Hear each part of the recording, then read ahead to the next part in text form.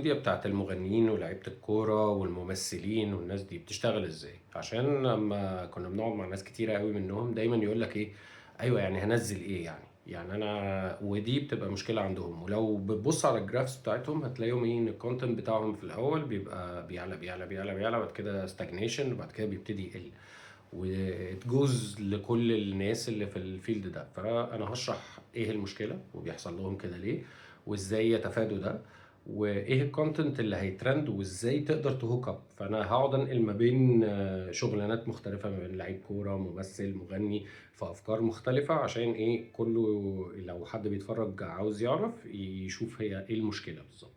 طيب اول مشكله، البوستنج ديتس. ليه؟ لان ده مهم جدا، ان انت لما بتحط بوستات مش في مواعيد ثابته، بيبتدي يعاملك الالجوريثم بتاع سواء ميتا او تيك توك ان انت نيوز، خبر. الخبر بيبروباجيته في الاول سنه عشان يتست، وبعد كده بيموت، عكس لو انت معوده ان انت بتبوست في مواعيد معينه. فبيحصل ايه، ان هو بيفهم ان الكونتنت ده مش لازم يتوزع دلوقتي، فممكن بيصبر عليه شويه، بس على اللونج رون بيعمل لك كيرف اعلى بكتير قوي.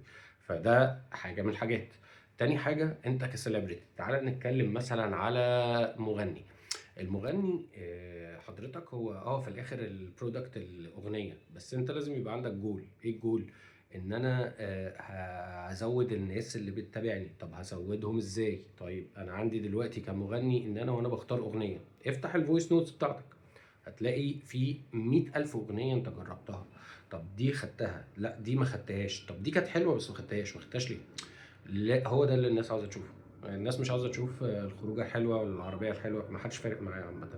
اللي بيفرق معاهم الكونتنت اللي هيخلي واحد وهو على تليفونه يقعد 10 15 ثانيه زياده قاعد بيتفرج عليك. لازم يبقى فيه حاجه، اوكي، هيستفيد حاجه في فاليو من الاخر.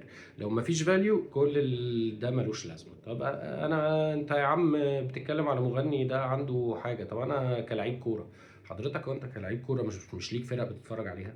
مش ليك نظره في حركه معينه؟ طب ما عادي يعني، لو انت حتى مدافع عشان دول ما لهمش الضوء قوي، ولقيت مثلا فان دايك عمل حركه ذكيه في ليفربول وانت بتتفرج، انت بتشجع، عجبتك، سقفت، معظما اللي بيتفرجوا مش هيبقوا فاهمين زيك المفروض يعني.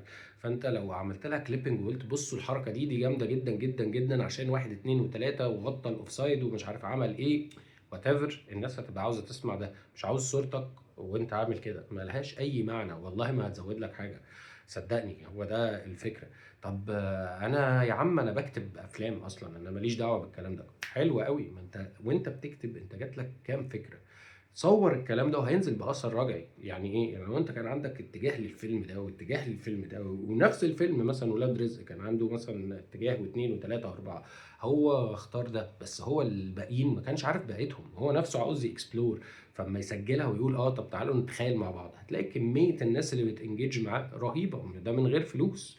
اوكي، طب انا ايه تاني معروف مثلا المغني ده بقى عنده لعب. يعني المغني ده من اكتر الحاجات اللي عنده حاجات كتيرة قوي. ليه؟ لان هو اساسا كبني ادم هو صوته حلو، فممكن بكل بساطة يروح عامل كولابوريشن. هو معروف، طيب هو مش بيتفرج على ناس على اليوتيوب؟ يا باشا كل شهر اطلع مع واحد انت بتتفرج عليه، ما انت معروف، هو هيستضيفك، هيستفيد، وانت هتستفيد. ليه؟ لان هتبان على طبيعتك، وهو ده المهم، من غير ما تبقى مترتبه ولا بطلع كونتنت ولا اي حاجه. وات ايفر اللي انت بتتفرج عليه، انا بتفرج على كوره فبحب ممدوح نصر الله، خلاص اطلع معاك كلمه، ايوه هطلع معاك حلقه. هو هيرحب وانت هتبقى زي الفل، الا لو ليك اتجاهات غلط غريبه، يعني انت مجنون ومحدش عاوزك، دي حاجه تانية. اوكي طيب، في انواع سيلبرتيز ايه تاني؟ انا بكتب، انا مش بتاع، بس انا كاتب معروف. طب يا حبيبي فكر انت، الفكره كلها في لسانك. طب انا ما بعرفش اقرا كويس بس انا بعرف اكتب كويس قوي، والكلام ده حلو قوي. شوف الديفيشنز اللي حصلت. يعني انا طلعت الكلام ده من مره؟ لا اكيد من 20 30 مره و20 30 محاوله. طب ايه الهدف من الكلام؟ هو انت كنت بتفكر في ايه؟ مش عارف ايه، كل ده اللي انت هتشرحه عشان توري الناس ازاي هتطلع اغنيه. طب انا موزع، ده بقى ايه بقى علاقته بقى باي حاجه؟ بقى الموزع ده يعني ايه؟ بيتبهدل؟ لا يا حبيبي، ده بقى عنده كمية فاريشنز لكل أغنية. أنت متخيل بعد ما أغنية تنزل وينزل 3 4 فاريشنز بس إيه، 30 ثانية، 15 ثانية، 10 ثواني، الحاجات دي بتفرق، الناس دي بيعجبها الكلام ده وليه، وايه الانسترومنت ممكن يعمل في حاجه اسمها هيرو انسترومنت. يعني ايه؟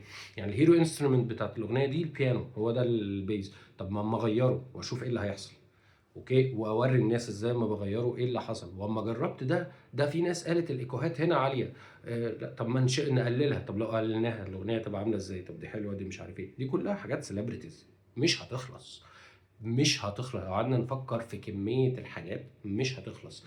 الكونتنت رايتنج مهم، الهاشتاجز مهمة، ده كله مهم. بس الفكرة ان السليبرتي لازم يكون بيعمل اللي هو بيعمله، هو ملوش دعوة بالكلام ده. هو المفروض ان بيجيله استراتيجي شهرية، الاستراتيجي دي وبالنسبة للسليبرتيز تانية سنوية. ليه؟ لانه بيبقى عنده خلاص محجوز عنده اسمه ايه ده، الحفلات محجوز عنده، لو في مسلسلات، لو هيطلع في اعلانات، لو مش عارف ايه. دي كلها كونتنت، مش كلها لازم يظهر، كلها ممكن معظمه يظهر في ستوريز، ان انا عملت كذا وعملت كذا وعملت كذا وعملت كذا. بس بوستنج لازم يبقى له هدف. يعني ايه هدف؟ يعني لو بيتكلم عن قصة وهو مغني، يبقى القصة دي ليها بتريليت للأغنية.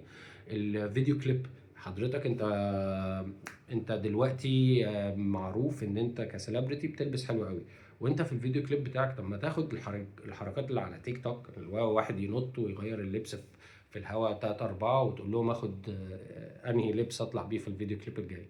عارف اللي هو كده كمية الانجيجمنت، ويلا يا جماعة كل واحد يوريني، ولو عاوز يغير. يعني انت في كمية الافكار عشان تلعب مع الناس عشان يبقى في انجيجمنت، ده اللي بيخلي الطلوع على طول. انت لما الناس بتبطل تفتح نفس الحاجات ليه؟ يعني في ناس ناجحه، يعني في واحد اسمه ضياء كده بيسافر في كل حته في العالم، بصراحه انا عامل له فولو، هو كويس قوي، بس انا ما بقتش افتح حاجاته. ليه؟ لان انا حاسس ان هو هيكلمني عن مكان خلاب، انا خلاص زهقت يا جماعه، انا عاوز اشوف الحاجات الحقيقيه. ما غيرش، لازم يعمل كولابوريشن، لازم يبقى في حاجه جديده، لازم يبقى في وات ايفر جديد.